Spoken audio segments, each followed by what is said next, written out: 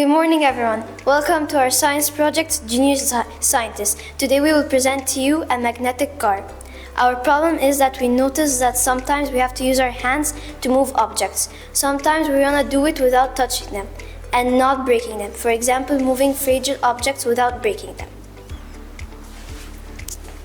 In our research, we learned that magnets can attract and repel objects. Magnetic force works even at a distance, which is why it's called a non-contact force. A non-contact force works even at a distance, so it can attract and repel objects without touching them.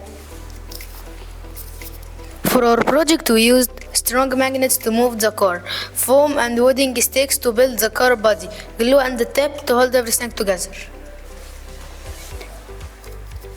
First, we decided where to place the magnets so they could push or pull the car. Finally, we shared the task between us.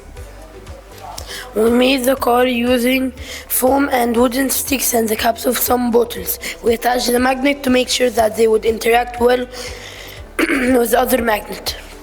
And now we will test our car. We have to make sure that we have them on negative and negative or positive so they can repel.